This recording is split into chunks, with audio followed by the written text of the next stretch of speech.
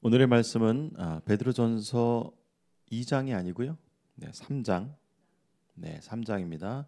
베드로전서 3장 1절에서 7절까지의 말씀을 함께 읽도록 하겠습니다. 자막은 잘 준비되어 있나요? 예. 베드로전서 3장 1절에서 7절까지의 말씀을 우리 함께 읽도록 하겠습니다. 아내들아 이와 같이 자기 남편에게 순종하라. 이는 혹 말씀을 순종하지 않는 자라도 말로 말미암지 않고 그 아내의 행실로 말미암아 구원을 받게 하려 함이니 너희의 두려워하며 정결한 행실을 봄이라.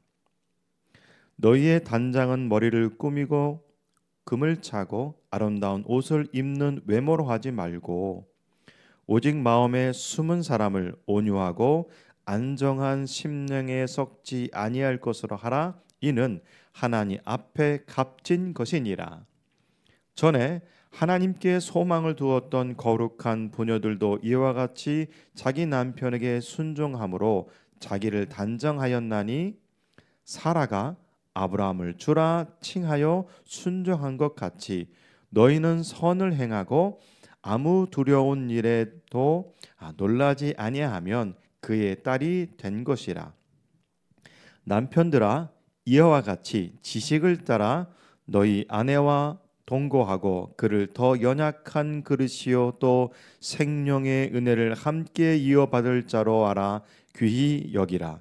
이는 너희 기도가 막히지 아니하게 하려 함이라. 아멘. 성경을 조금 읽어 보신 분이라면 이 말씀은 마치 가정의 달 5월에 부부 기념주일 아니면 특별히 부부끼리 모인 그런 곳에서 읽혀지는 말씀으로 알고 계실 것입니다. 네, 맞습니다. 하지만 오늘 이 말씀을 통해서 다시 한번 이 말씀을 통하여서 다시 한번 베드로전서의 말씀을 통하여서 하나님께서 진정한 이 부부를 통하여서 거룩한 공동체의 시작인 부부를 통하여서 무엇을 원하고 있는지 함께 보기를 원합니다. 거룩한 공동체의 시작, 부부. 가정은 하나님께서 만드신 최초의 구성원입니다. 그래서 창세기의 시작은 천지 창조로 시작하여서 이제 아담과 하와의 아름다운 그 두 부부, 남편 된 아담, 아내 된 하와로 인하여서 하나님께서 만드셨던 그 태초의 가정으로부터 시작되었습니다. 그래서 이 아담과 하와를 통하여서 세상 인간의 모든 족보는 시작되었습니다. 그래서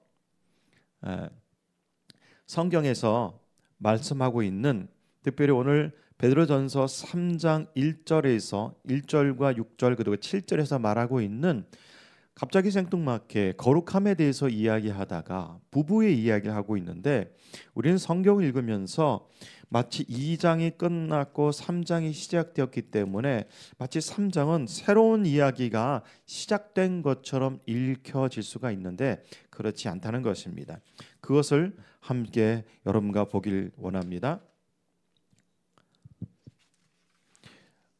자, 거룩한 나그네로 사는 그리스도의 삶에 대해서 지금 베드로전서에서 베드로는 성령에 감동되어진 상태로 지금 말씀을 증거하고 있습니다. 거룩한 나그네로 사는 그리스도의 삶. 이 편지를 쓰게 된 이유가 계속해서 매 시간마다 반복해서 말씀을 드리고 있지만 예수를 믿는 것 때문에 고난과 핍박과 어려움은 수많은 여러 가지 어려움을 당하고 있는 그들에게 쓰여진 서신의 편지, 회람의 편지라고 말씀을 드렸습니다. 예수를 믿고 살고 있는 수많은 흩어진 나그네인 그들은 예수를 믿는 사실 때문에 여러 가지 고난과 어려움을 당하고 있었습니다. 그래서 이 편지가 기록되어져 있고요. 그리고 이렇게 어렵고 고난과 핍박 가운데에서 성령을 통하여서 베드로의 입술을 통하여서 이제 그들에게 이 어려움과 고난과 핍박에 대한 해결책을 주시는 것이 아니라 오히려 거룩한 예수 공동체의 몸을 이루어라고 지금 말씀하고 있습니다. 우리가 생각하는 것과 우리가 갖고자 하는 그 질문에 대한 답과는 성경은 어떻게 보면 다른 말씀을 하고 있는 것 같습니다. 하지만 여러분, 지난 시간에도 제가 말씀을 드렸습니다만 우리 예수 믿는 모든 사람들이 한 사람 한 사람 각 개인에 국한되지 않고 예수 믿는 사람들이 한 그룹을 이루고 한 마을을 이루고 한 민족을 이루고 한 거대한 하나님께서 세우신 신령한 집으로 세워져야 한다는 것이 대전제입니다. 베드로전서 2장 5절을 한 번 더 읽어보실까요? 너희도 산돌같이 신령한 집으로 세워지고 예수 그리스도로 말미암아 하나님이 기쁘게 받으실 신령한 제사를 드릴 거룩한 제사장이 될지니라고 지금 요청하고 있습니다. 성경에서는 계속해서 너희도 산돌같이, 산돌은 누구시죠? 예수 그리스도가 되십니다. 예수 그리스도가 그 건물에 모퉁이 돌이 되어서 그 가운데서 신령한 집으로 세워져 간다. 거룩한 예수 그리스도의 몸이 이 땅 가운데 완성되어져 간다고 계속해서 그렇게 해야 한다고 베드로전서 2장 5절에서 그 까닭을 계속해서 말씀하고 있다는 것입니다. 그래서 다시 한번 앞에서부터 보면 거룩한, 다시 앞에 거 보여주세요. 거룩한 나그네로 사는 그리스도인의 삶이란 거룩한 예수 공동체의 몸을 이루어 가야 한다는 것이 베드로전서 2장과 3장에서 계속해서 지금 요청하고 있는 말씀이라는 것입니다. 그래서 신령한 집으로 세워져 가라. 성령의 공동체로 세워져 가라. 지금 이 시대로 말하면 예수 믿는 사람들이 모이는 교회로 세워져 가라고 지금 말씀하고 있다는 것입니다. 거룩한 나그네로 사는 그리스도의 삶에 대해서 우리 지난 시간에는 두 가지에 대해서 여러분 배웠죠. 시민이 정부에게 또 하인이 주인에게 어떻게 해야 하는지 성경에서 가르침을 이렇게 말씀하여 주셨습니다. 선한 행실, 즉 착한 행동을 통하여서 그 로마의 지배국 가운데 살아가고 그리고 로마가 정해놓은 그 헌법과 그 규칙에 따라서 그 국가의 제도에 순복하라는 것이 성경의 가르침입니다.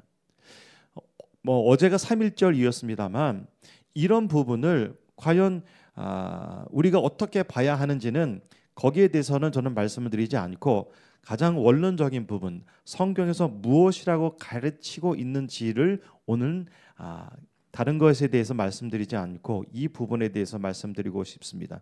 성경의 가르침은 고난과 어려움과 핍박 가운데 있을지라도 왕에게 충성하라. 또 왕이 보낸 그 총독에게도 순복하라는 것이 성경의 가르침입니다. 이 시대로 따지면 우리가 준법을 준수하고 세금과 납세의 의무를 다하고 그리고 국방의 의무를 다하는 것, 그리고 작게는 내가 살고 있는 내 지역 마을 가운데에 작은 것들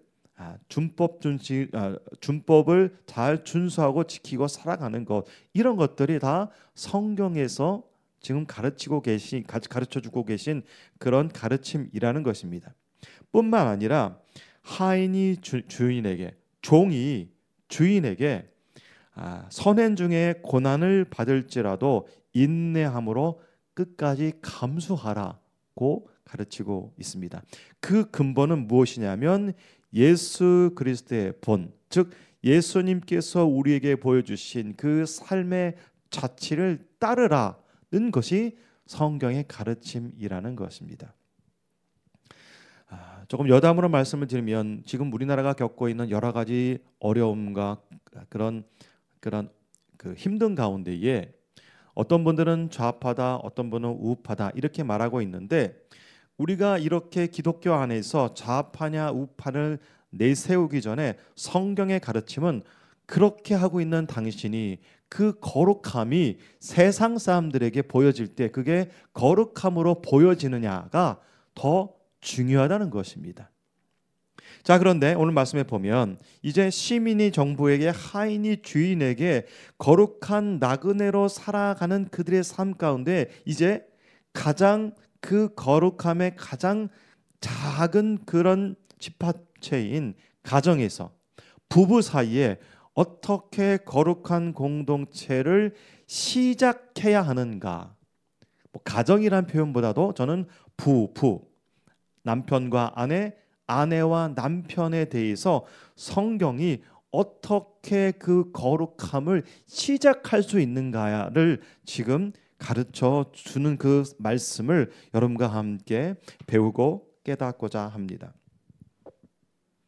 거룩한 공동체의 시작, 부부. 부부라는 것은 서로 이렇게 마주 잡는 것이죠. 그림을 이렇게 제가 정한 것은 마치 오늘 성령께서 베드로를 통하여서 흩어진 나그네에게 보여주셨던 아내를 사랑하고 남편에게 순종하는 그 모습을 저렇게 표현하면 좋지 않을까 해서 이 그림, 이 사진을 선택해 보았습니다. 제가 이 사진을 이렇게 선택했더니 어떤 분이, 자막을 담당하시는 분이 그렇게 얘기하더라고요. 손 잡은 게 어찌 왜 여성이 더 그렇게 순종적으로 잡지? 꼭 사진이 이렇게 돼야 해? 라고 질문하기도 했습니다. 다른 사진이 있으면 다른 사진으로도 대체하면 참 좋겠습니다. 여러분, 그런데 시대가 지나더라도 지금 우리가 읽고 있는 성경은 2000년 전에 쓰여진 고대 문서 성경입니다. 편지글인데 성경에서 본격적으로 어떻게 말씀하고 있는지, 그 거룩한 공동체의 시작을 어떻게 해야 하는지를 배워보도록 하겠습니다. 베드로전서 3장 3절입니다. 아까 여러분들 읽으셨습니다만 한 번 더 읽어볼까요? 너희의 단장은 머리를 꾸미고 금을 차고 아름다운 옷을 입는, 어떻게 하지 말라고요? 외모로 하지 말라고 성경에서 가르치고 있습니다. 그리고 3장 4절에서 보면 이제 어떻게 해야 하냐 하면, 여성은 오직 마음에 숨은 사람을 온유하고 안정한 심령에 썩지 아니할 것으로 하라. 이는 하나님 앞에 값진 것이니라. 베드로전서 3장 4절입니다. 어떻게 아내가 부부 사이에, 남편과 아내, 아내와 남편 사이에 무엇을 지금 말씀하고 있냐면, 아내는 오직 마음에 숨은 사람, 즉 내적인 것에 대해서 더욱더 가꾸고 그리고 길러내라. 이것이 하나님 앞에서 값진 것이라고 지금 가르치고 있습니다.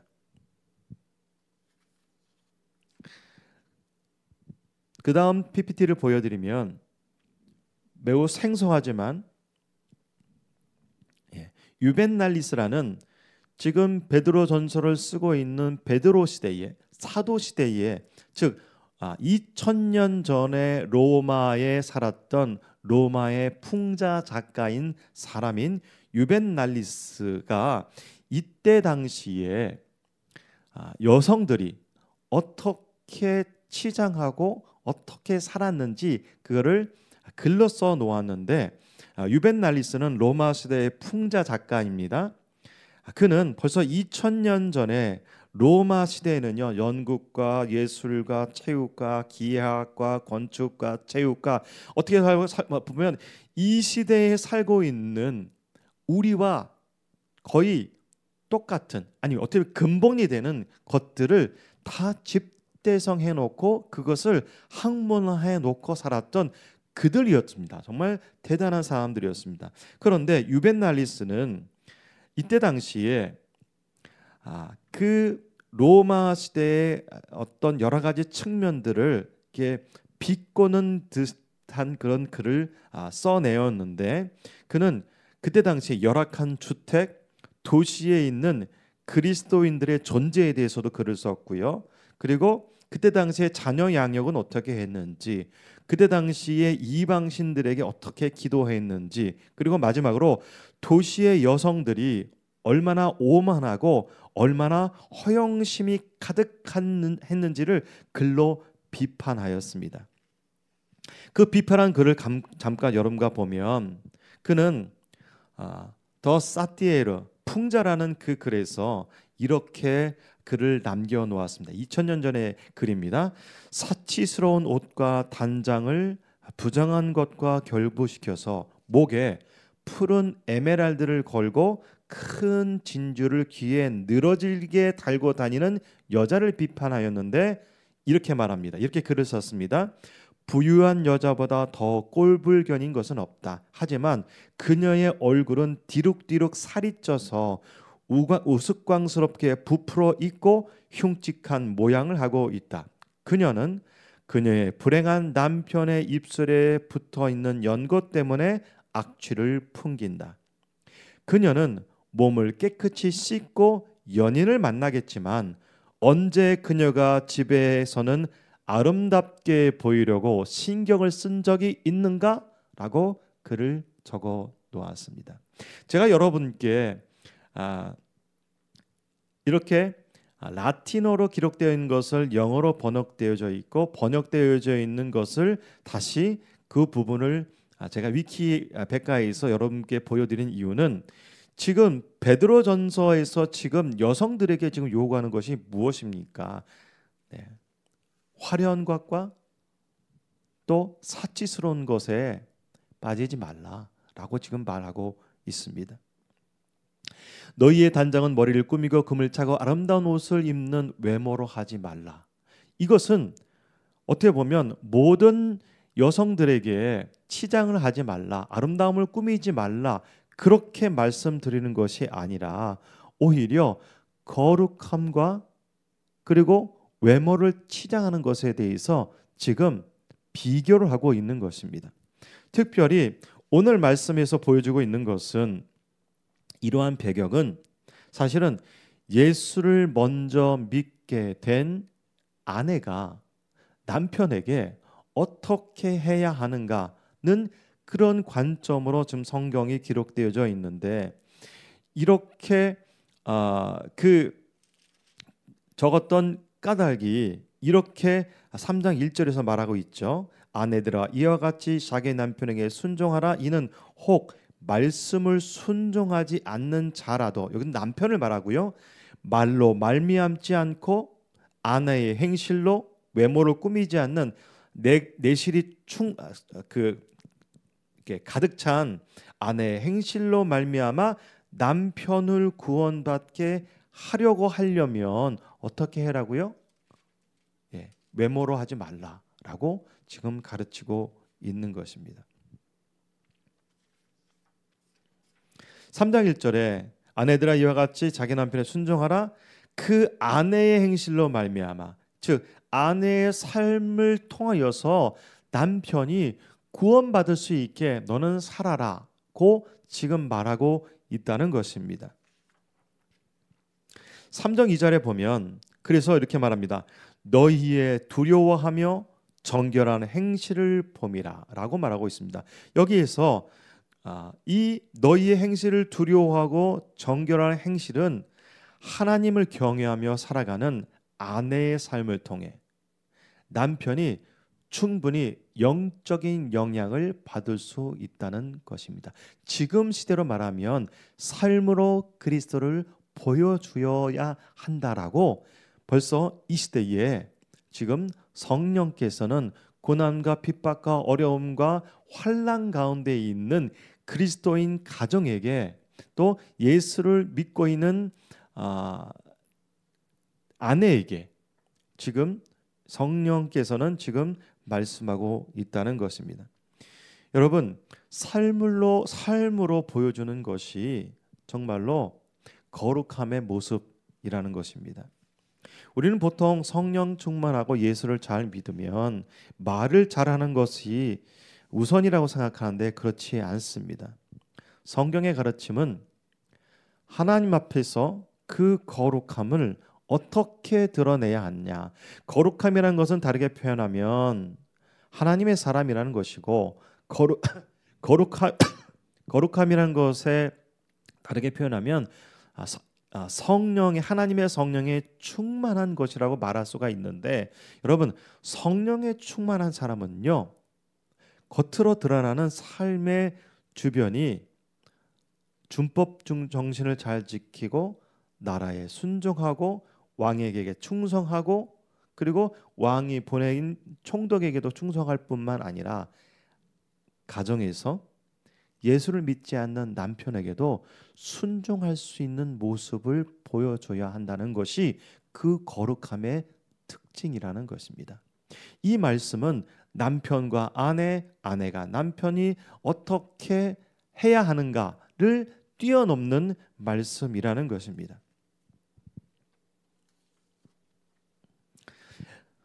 자막은 없습니다만 이에 대해서 사도 바울은 에베소서 5장과 골로새서 3장에서 이렇게 말하고 있습니다. 에베소서 5장 22절과 25절의 말씀을 제가 읽어드리면 이렇게 말씀하고 있습니다. 아내들이여 자기 남편에게 복종하기를 주께 하듯 하라. 이는 남편이 아내의 머리됨이니 그리스도께서 교회의 머리됨과 같음이니 그가 바로 몸의 구주시니라. 그러므로 교회가 그리스도에게 하듯 아내들도 범사에 자기 남편에게 복종할지니라. 남편들아 아내 사랑하기를 그리스도께서 교회를 사랑하시고 그 교회를 위하여 자신을 주심같이 하라라고 가르침을 주고 있습니다. 정리하자면 아내들은 남편에게 순종하라고 말하고 있고 남편은 예수님께서 당신의 물과 피를 자기의 목숨을 다 버려서 우리를 사랑한 것처럼 남편들은 자기 아내를 그렇게 사랑하라고 말씀하고 있다는 것입니다. 골로새서 3장 18절과 19절의 말씀입니다. 아내들아 남편에게 복종하라. 이는 주 안에서 마땅하니라. 남편들아 아내를 사랑하며 괴롭게 하지 말라. 아멘. 아멘 하셔야 돼요. 18절에도 아멘, 여성들 아멘 하시고 19절에서 남성들 아멘 해볼게요. 아내들아 남편에게 복종하라. 이는 주 안에서 마땅하니라. 남편들아 아내를 사랑하며 괴롭게 하지 말라. 아멘. 그렇습니다. 거룩함의 원리는 이렇게 시작하는 것입니다.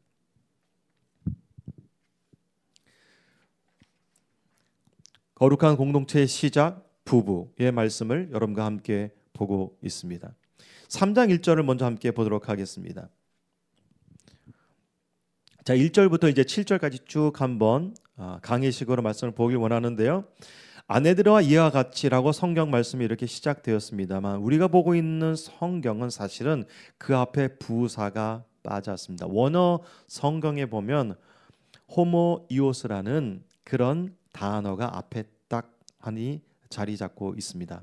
이 뜻은 무엇이냐면 똑같이, 비슷하게, 이와 같이라는 이 아내들아 이와 같이 그 1절 앞에 그렇게 부사가 있어야 하는데 우리가 읽고 있는 성경에는 그게 빠졌습니다. 그렇다 보니 2장을 넘어서 3장을 읽기 시작할 때 지금 베드로 전서를 통해서 계속해서 거룩한 공동체를 어떻게 이루어 갈 수 있는가에 대해서 지금 메시지를 전하고 있는데 이 부사 이와 같이 호모이오스를 빼먹음으로 인하여서 마치 3장 1절과 7절의 말씀은 새롭게 시작하는 말씀으로 지금 보고 있다는 것입니다. 저는 여기에 좀 딴지를 걸고 싶은데 성경이 우리가 읽고 있는 개역 개정뿐만이 아니라 이제 새 번역 성경인가요? 새롭게 또 번역된 성경이 나온다고 그러는데 성경은요. 성경 이야기하는 겁니다. 성경은 경전이 아니에요. 성경은 어떤 유명한 신적 존재가 필요한 말들을 인간에 주어진 그런 메시지이기도 하지만 성경은 경전이 아니라 스토리입니다. 문맥을 갖고 있습니다. 다르게 표현하면 이야기의 줄거리의 순서와 그거에 따른 필요한 문법적인 요소들이 있는데 우리가 읽고 있는 성경은 3장 1절에는 호모이오스, 이와 같이, 똑같으게라는 말이 빠지게 되다 보니 3장 1절 이하를 너무 협소하게, 너무 어떤 부부주의에게, 남편에게 그렇게 우리는 읽고 있습니다. 부사를 번역해 놓지 않아서 본문 말씀을 마치 독립된 말씀으로 아내는 순종해야 합니다. 남편도 자기 아내를 사랑해야 합니다. 라고 말해 버리는 그러한 우리의 현실입니다. 여러분, 가정은 하나님께서 원하시는 거룩함의 시작점입니다. 예수 믿는 부부가 가장 아름다운 부부이고 가장 아름다운 가정의 시작입니다. 부부는요, 부부의 그 힘을 의지해서 사는 것이 아니라 그리스도의 의의 의복을 입고 한 남자와 한 여자가 부부가 되어서 살아가는 것, 그것이 성경의 가르침이고 거룩함의 시작이라는 것입니다.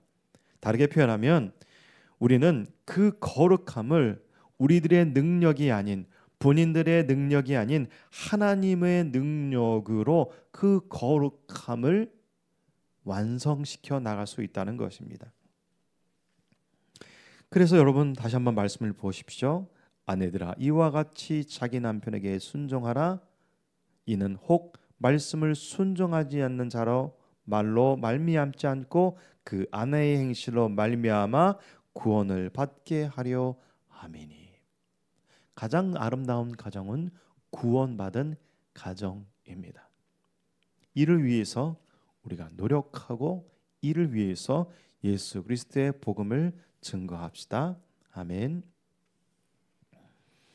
거룩함의 시작은 가정이라고 말씀을 드렸는데 초대교회는요, 지금 우리가 생각하는 것처럼, 우리가 인지하는 것처럼, 우리가 지금 출석하고 있는 교회처럼 이런 건물과 이런 형태의 예배를 드리지 않고 대부분이 가정에서 또한 가정 중심으로 예배를 드렸던 가정 중심의, 부부 중심의 그러한 교회의 시작이었습니다. 그래서 성경 말씀에 나오고 있는, 신약 성경에 나오고 있는 이야기들은 우리가 다니고 있는 어마어마하게 큰 교회의 공동체를 두고 말하는 것이 아니라 부부로부터 지금 시작하고 있는 그 말씀을 주고 있습니다.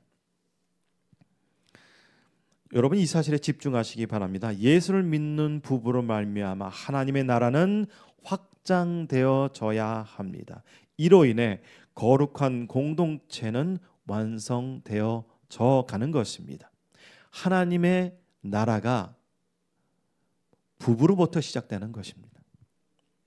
부부가 예수를 잘 믿어야 하며 하나님의 거룩한 성품을 가진 남편과 아내가 아내와 남편이 가장 작은 거룩한 집단인 거룩한 하나님의 몸이 되어야 한다는 것입니다. 여러분 부부는요 친밀도만 높은 그런 부부가 아닌 거룩함으로 이루어진 친밀도가 있어야 하나님께서 원하신 부부라는 것입니다. 4절 말씀 보실까요? 오직 마음에 숨은 사람을 온유하고 안정한 심령에 썩지 아니할 것으로 하라. 이는 하나님 앞에서 값진 것이라. 오늘 이 말씀에 보면 어떻게 시작하냐면 오직으로 시작하고 있습니다. 성경을 읽으실 때 오직이라는 단어가 나오거나 그러므로라는 단어가 나오거나 혹은 보라라고 있는 이렇게 단어가 나올 때는 강조하거나 요청을 요구하는 성경 구절입니다. 뭐라고 말씀하실까요? 지금 아내에게 온유하고 안정한 심령에 썩지 아니할 것으로 하라라고 지금 말씀하고 있습니다. 사람 자체가 중요하다고 지금 말씀하고 있습니다. 어떻게 보면 이 말씀은 현세의 추세로는 사실은 이 말씀이 여성뿐만이 아니라 남성에게도 동일하게 적용되어야 할 말씀이기도 합니다. 오직 우리는 우리의 마음이 썩어질 것이 아닌, 세상의 육체로 가득한 것이 아닌 하나님의 성품으로 가득한, 하나님의 심령으로 가득 찬 그런 예수 그리스도의 사람이어야 합니다. 이 말씀에 서두에서도 말씀을 드렸습니다. 여러분, 예수를 잘 믿는다는 것은 무엇입니까? 기도를 많이 해서 성령이 충만하다는 것은 무엇입니까? 환상을 보고 기적을 일으키고 표적을 일으키라고 성경에서 가르치고 있습니까? 아닙니다. 거룩하라고 말씀한다는 것은 뭐냐면 성령 충만하다는 것입니다. 여러분, 성령 충만하다는 것은 그 사람의 영적인 능력 때문에 충만한 것이 아니라 지금 부부 사이에도 그 사람 자체가 중요한 것을 말하는 것처럼 그 사람의 판단에 그 사람이 하나님의 사람이냐 성령의 사람이냐 아니냐의 그 판단은 바로 삶의 윤리적인 모습으로 보여진다는 것이 성경의 가르침이라는 것입니다. 여러분, 그래서 제가 지난번에는 말씀을 드렸습니다만 기독교는 내 어떤 행위나 어떤 주술적인 어떤 주문을 외워서 진리에 이르는 것이 아니라 예수를 믿고 나니 예수의 사람이 되어서 예수의 믿는 사람이 어떻게 살아가는지 보여주는 것, 그것이 바로 그리스도인이고 남편과 아내라는 것입니다. 5절 말씀 보실까요? 전에 하나님께 소망을 두었던 거룩한 부녀들도 이와 같이 자기 남편에게 순종함으로 자기를 단장하였나니. 이제 베드로는 구약 성경에 나오는 한 인물을 예를 듭니다. 그 인물은 누구냐? 6절에서 사라입니다. 사라는 아브라함을 주라 칭하여 순종하였다고 지금 기록합니다.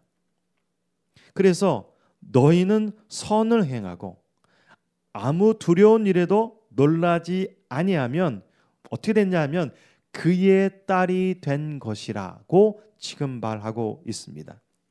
성경에서 그의 아들입니다, 그의 딸이라고 말하는 것은요, 유대인들 사관, 유대인들의 문화에서는요, 어떤 사람의 딸입니다, 어떤 사람의 아들이라고 말할 수 있는 것은 그 사람의 어떤 성격이나 그 사람의 삶을 고스란히 보여줄 수 있는 삶을 살아가는 사람을 아들과 딸로 표현합니다. 마치 족보처럼이요. 마태복음 1장에 보면 수많은 족보들이 나오고 있지 않습니까? 이 족보는 예수 그리스도가 탄생하게 되는 그 족보인데, 이 족보 가운데 유대인 문화 속에서 보여주고 있는 이 족보의 의미는 무엇이냐면 그의 아들이요 또 아들이요 또 아들이요. 단지 낳았기 때문에 아들이라는 것이 아니라 그 하나님의 거룩한 성품이 대를 이어오고 대를 이어오고 대를 이어오고 그 거룩함을 이어가는 그 아들이 되고 아들이 되고 아들이게 되어서 그 아들 가운데에 태어나신 분이 누구냐? 바로 예수 그리스도라는 그런 표현 방법을 갖고 있다는 것입니다. 그래서 사라가 아브라함을 주로 칭하여 순종하는 그 모습이 과연 그의 딸이 되었다, 사라의 딸이 되어라 라고 지금 그만큼 성경에서는 지금 요구하고 있다는 것입니다. 유대인들은요, 4명의 그 여인을 그들의 기도 생활 가운데에 자녀들에게, 특별히 딸들에게 축복하고 기도해 준다고 합니다.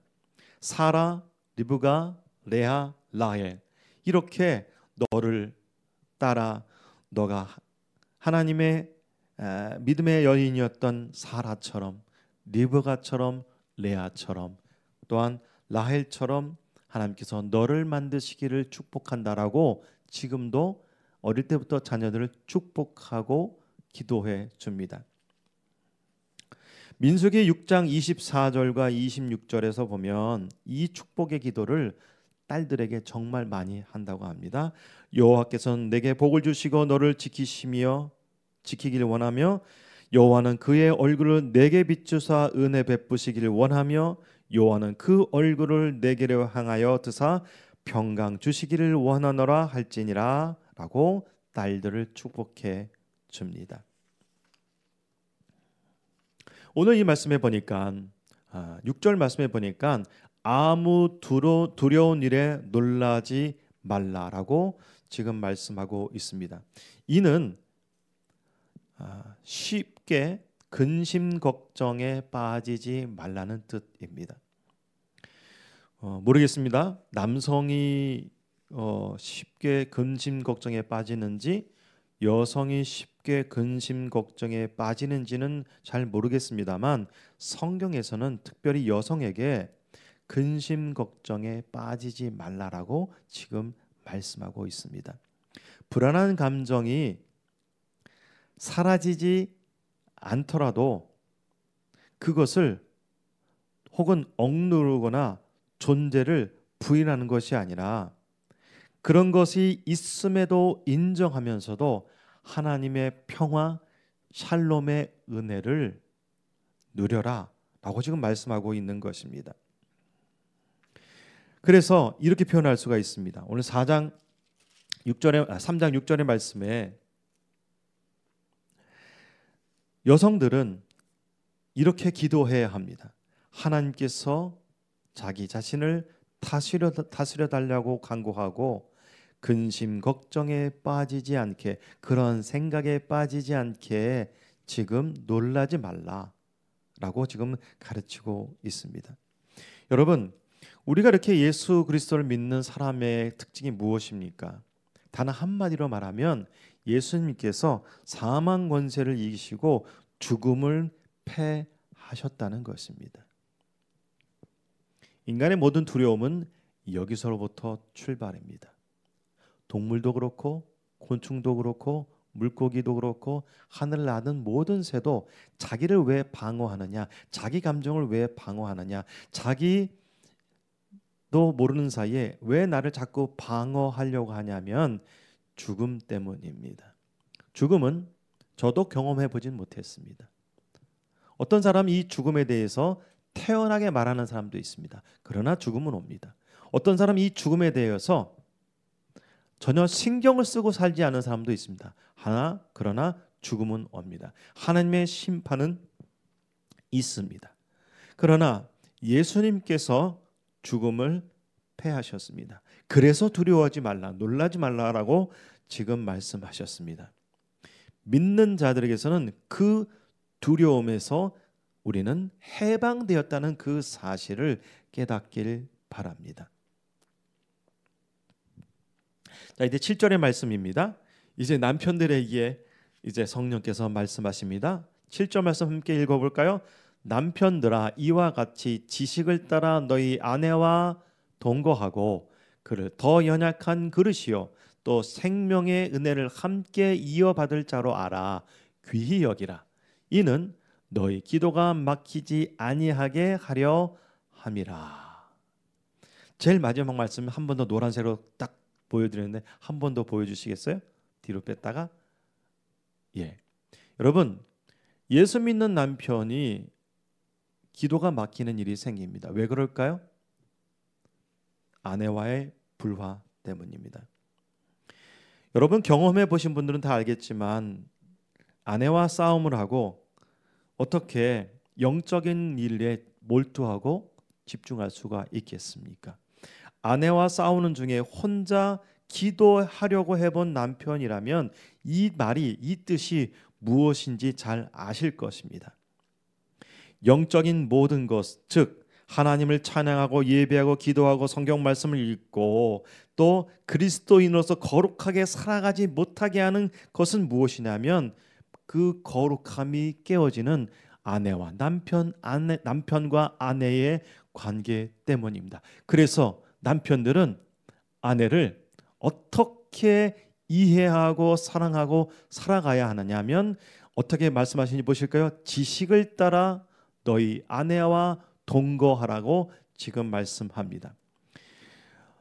저는 사실 이 말씀 보고 사실은 깜짝 놀랐어요. 남성은 어떻게 보면 감정적인 동물이보단 이성적인 동물이라고 많이 표현하잖아요.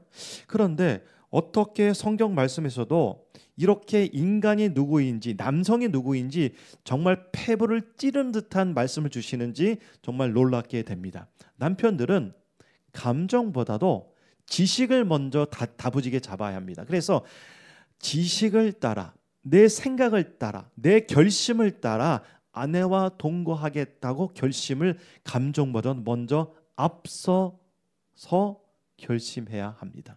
왜냐하면 제가 중간에 말씀을 다른 색깔로 해 놓았습니다만 놀라운 말씀이 이렇게 기록되어 있습니다.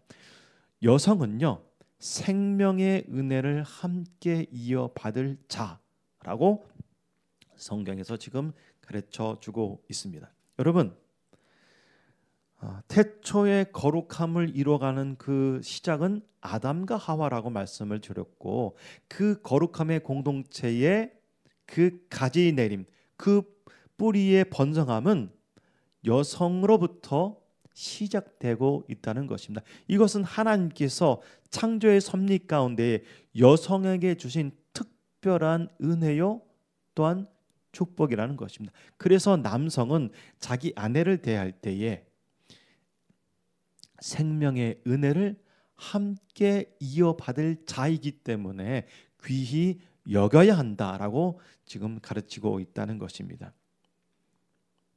이제 분명해졌습니까? 그래서 그를 더 연약한 그릇이다 라고 지금 말씀하고 있습니다.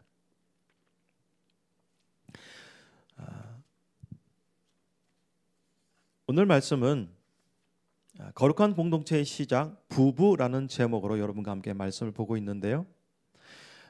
이 어렵고 환난 가운데 핍박 가운데 살아가 있는 예수 믿는 공동체 가운데 특별히 오늘 우리에게 2000년 전에뿐만이 아니라 우리에게, 우리 예수 믿는 가정에게 또 한 번 새로운 말씀을 주셨습니다.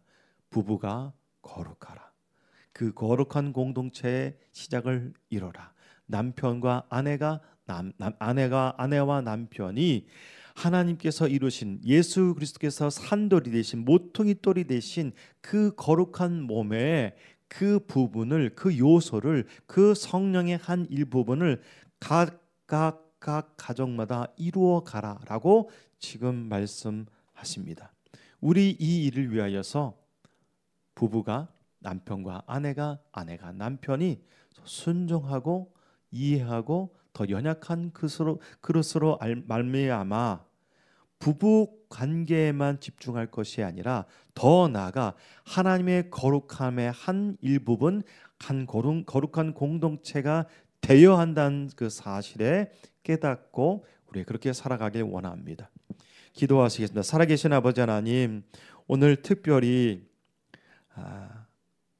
한 민족과 한 나라를 이루는, 번성할 수 있는, 어떻게 보면 하나님의 나라를 충만케 하고 생육하고 번성케 하게 하는 그 가장 근본이 되어져 있는 가정, 무엇보다도 부부, 남편과 아내에 대해서 어떻게 그 거룩한 공동체를 시작할 수 있는지, 어떻게 하나님의 나라를 이루어갈 수 있는지 그 말씀을 깨닫게 해주시니 참 감사를 드립니다. 주여, 우리의 힘과 우리의 의지로는 아니 되오니 성령의 능력으로, 성령의 붙들림으로 살아갈 수 있는 우리 부부들이 될 수 있도록 도와주시옵소서. 하나님 나라의 거룩한 공동체가 되도록 우리 모든 가정들을 붙들어 주시옵소서. 우리의 구원자 되신 주 예수 그리스도의 이름으로 감사하며 기도드립니다. 아멘.